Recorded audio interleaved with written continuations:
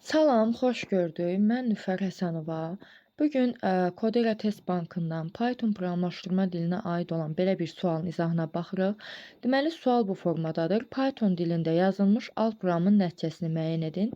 Deməli, alt proqramlarda ilk öncə bu hissəyə nəzər yetirməliyik. Deməli, bu hissəyə nəzər yetiririk. Yəni, bizdən tələb olunur ki, C bərabərdir fun 8 ilə 5-i tapaq.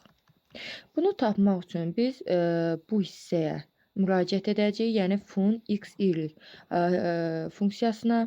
Deməli, burada fun x, y bərabərdir fun 8-dən 5. Yəni, x-in yerində 8, y-in də yerində 5 olacaq. Və burada x bərabərdir. X-in qiyməti 8-dir. 8-i 2-yə vurduqda 16, 16-nın üzərinə res funksiyası x, y 8-dən 5. Aha, artıq biz bunu tapmaq üçün, baxın, bu hissə, yəni ikinci hissəyə müraciət edirik. Deməli, gəlin yazaq, res 8-dən 5.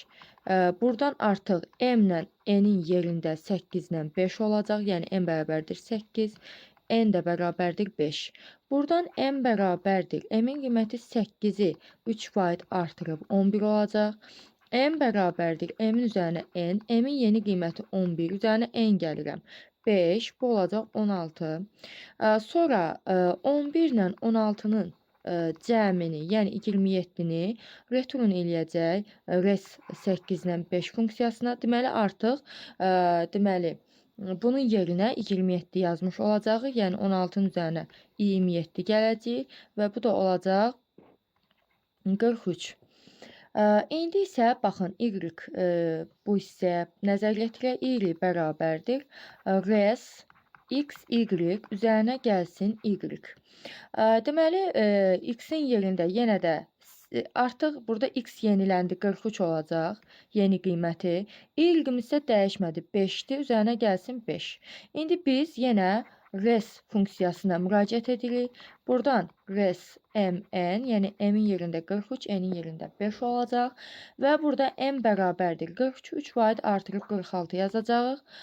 N-i də deməli 46-nın üzərinə n gələcək, 5-i gələcək.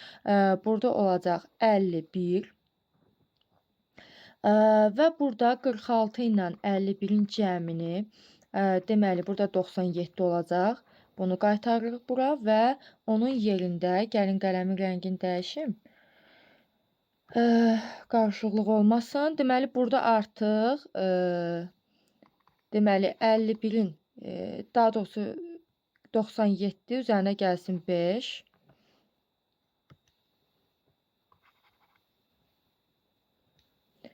Deməli, 97 üzərinə gəlsin 5.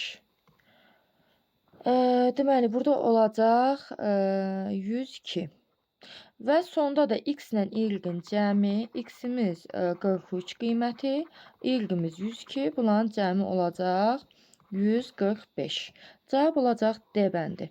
Diqqətinizə görə təşəkkürlər.